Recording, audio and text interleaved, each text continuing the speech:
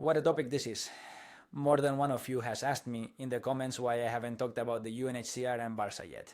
Welcome Madridistas, how are you? And for those who aren't, we're going to talk about it without going crazy and trying to shed as much light as possible and being as correct at the informational level. Okay, because as I say, of course, coming from whom it comes, many of us have thought when we see it there. Acnur Barça, oh my, what are they doing again? Unicef 2.0. Hold on. Let's see. But knowing these people, knowing these scoundrels, you always have to think that they do everything with a dark intention, and that the more, the more bright and beautiful what they do is, at a level, right, of appearing in the world as a club that looks out for the less fortunate, all of that, more sinister still is the intention. We have seen it, right, with Unicef in UEFA, because it was a brutal conflict of interest, and something that reminded me of Spain, although it was in a different way. It wasn't like the Negreira thing, but it was even more sophisticated, right? I mean, not calm down, no, I'm not going to pay an official of the referees in Europe, but we're going to make this move. The thing is that afterwards it's obviously much more difficult to prove it. I'm not saying anything with this, that it was very strange, that it was suspicious, and that it is something that should not have happened. The fact that a club has a connection with an organization, no matter how nice it is, no matter how humanitarian it is, but at the same time that gentleman was the head. The UNICEF gentleman was head of the referees in UEFA. Come on, right? But it was harder to catch them because, of course, these people evolved. I mean, what Núñez tried to do, which many Catalan journalists and those from Barça have told us, that left us shocked back in the day, in the 1990s, right? Things that, well, are now too old and can't be proven at all, because among other things, Núñez is no longer with us, right?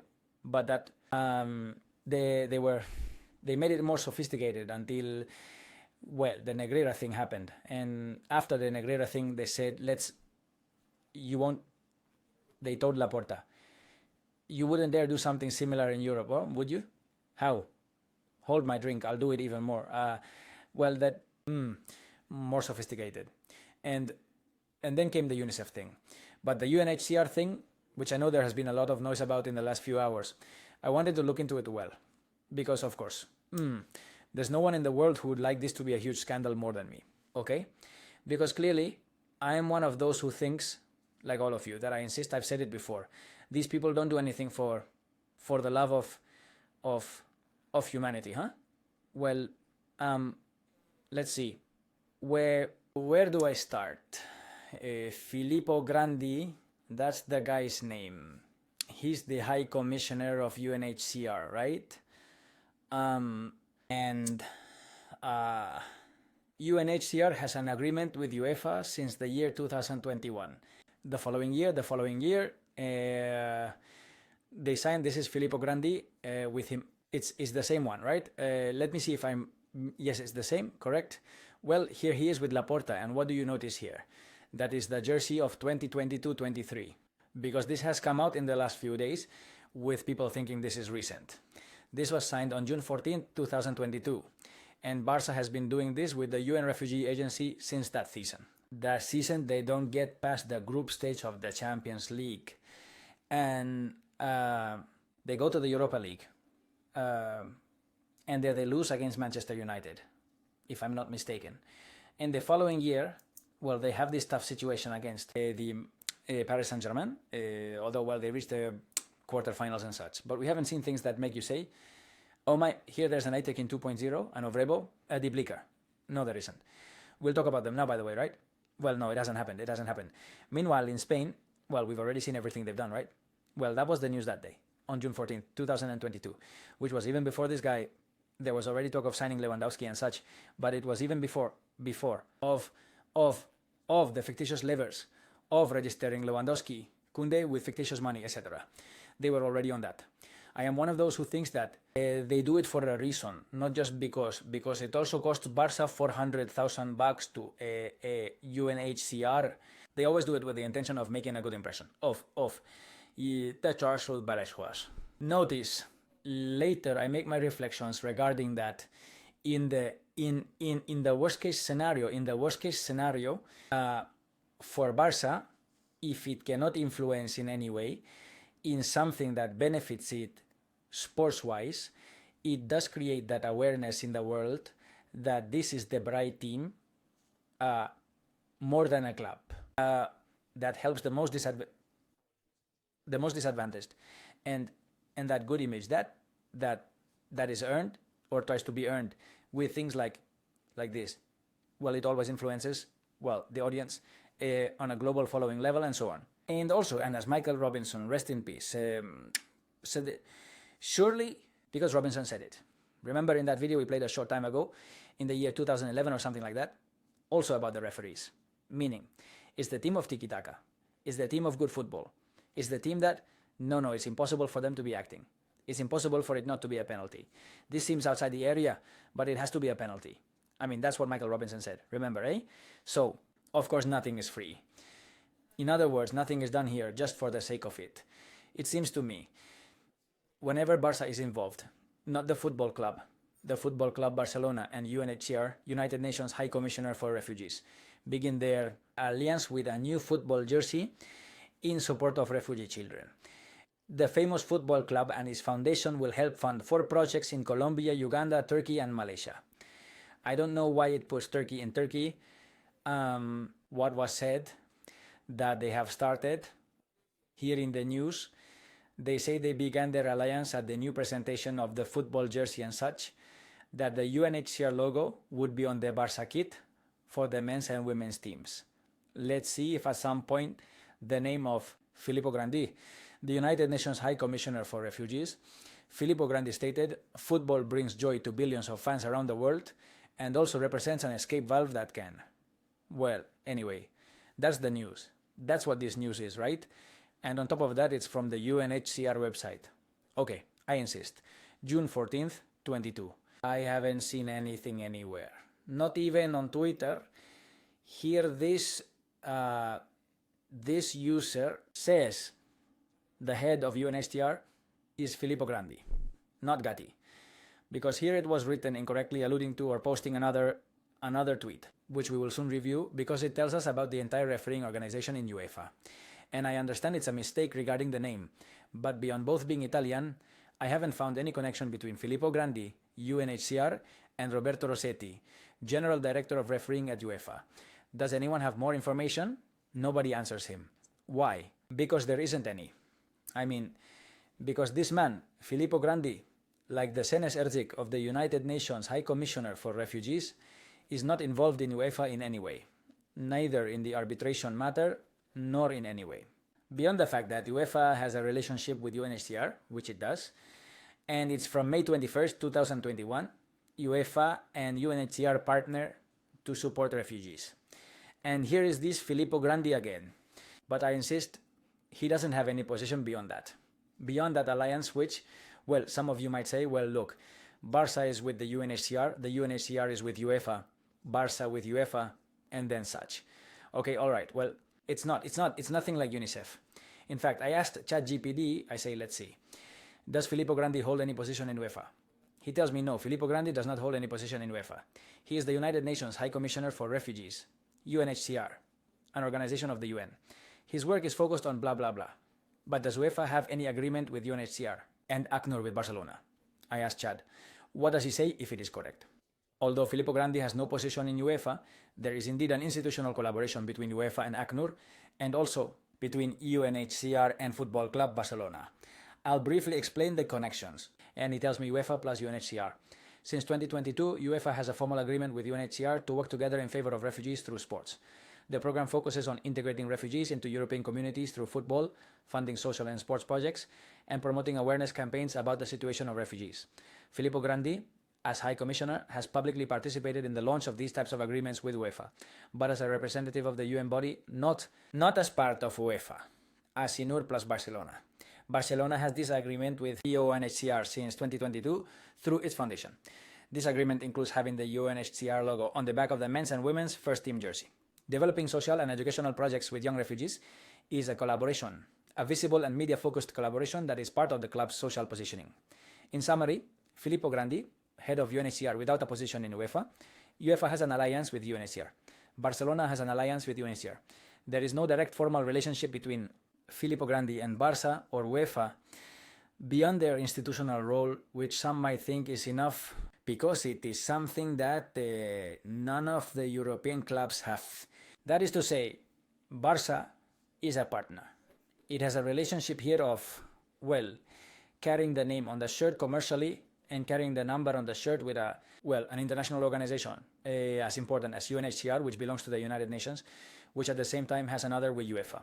Already there is something that the rest of the clubs do not have, but from there to think that it is the same as Unicef in its day, and now let us remember Unicef, well, I think not. Because the thing with Unicef, as Mourinho would say, was this gentleman here with Laporta in his day, and with the Secretary of State for Sports, also from the government of Spain in his day, Seneserzic. No? And Seneserzic was the right-hand man of Platini, and was the vice president of the UEFA Executive Committee, IARVSAS, responsible for the referees committee, and chairman of the Social Responsibility and Fair Play Committee. Clean. In parallel, he also served as a project manager for UNICEF, whose logo was displayed by Barça. He wasn't the top boss at UNICEF, but he was a boss at UNICEF, right? So, of course, this was different because this gentleman was responsible for the referees committee and president of the Social Responsibility and Fair Play Committee within UEFA. It is not. It is not comparable by any means. But I leave that little window open for two reasons. The intention always of Barça when doing something like this, and another thing already has. Something. With a partner from UEFA that no other club from the European Confederation has. And as far as I know. And well, that's that. And finally, with that, we rule it out. It sounds nice to say that the new UNICEF is UNHCR, but we rule it out there.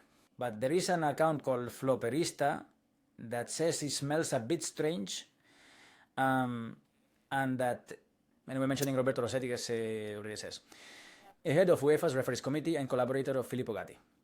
Collaborator. I don't see that he's a collaborator. I do see that Grandi, sorry. It says Gatti here. What I see is that Filippo Grandi, as a representative or high commissioner of UNHCR, has a relationship with UEFA, but from there to escalate it or take it to a direct relationship or a direct collaboration with Roberto Rossetti, the Medina Cantalejo of referees in Europe, I think not. I don't think so. This is the organizational chart, you can see it here. Well, there's Roberto Rossetti, the head director of UEFA refereeing. There's a series here of, look, Kuipers, also Carlos Velasco Carvalho. These are the members of the UEFA referees committee, right? Well, and then here are more people. This panel advises on the information and evaluation of referees in Europe. The Blicker. There are several here. Some famous ones. Gianluca Rocchi, that referee also in his day. Then there are others that we don't know as well, and these are the ones who advise. And then there's it says, main persons responsible for the appointments are Roberto Rossetti, chairman of the UEFA Referees Committee. The one we just named, Kuipers, Velasco Carvalho, Dagmar Damkovai, and Vladimir Shain, members of the Referees Committee. These are the assigners. Of course, here is Velasco Carvalho, who was a guy that as soon as he got wind of the Negreira thing, he ran off. As Mateo Lajo said recently, favors at a European level the referees who had did the coaching with Negreira's son. And Velasco Carvalho, what is it? Now we're going to review some things which this Twitter user precisely puts here, and which I find very interesting. Beyond Kuipers, one of the Sheidia UEFA UEFA referee assigners who had several complicated situations with Barça involved. The return match against Milan, where he called a second penalty in favor of Football Club Barcelona with the ball not in play. This was when Nesta, Abate and company were here. This was in April of 2012. In April 2012. This was Kuipers. Velasco Carvalho obviously never refereed them in the Champions League due to being from the same country, but they have a great record in national competitions with Football Club Barcelona with 80% victories of Barça. 24 victories out of 30 matches officiated by Velasco Carvalho. So there is also Frank de Bleecker, who sent off Mota against Barcelona for an interpretation. Y en las soladores que era Oscar level Busquets, among others. And de Bleecker was also in that foul, in that goal that Madrid scored in the second leg of those semifinals against Barça in the Champions League, who called a foul on Cristiano when in reality they had pushed Cristiano, the goal was scored by Higuain. They had pushed Cristiano previously, and then Cristiano, while falling, knocked down Mascherano. And well, we have experienced a few of those. There was Frank de Bleecker, because Mourinho also mentioned back then that de Bleecker was one of the architects of these tricks during those times.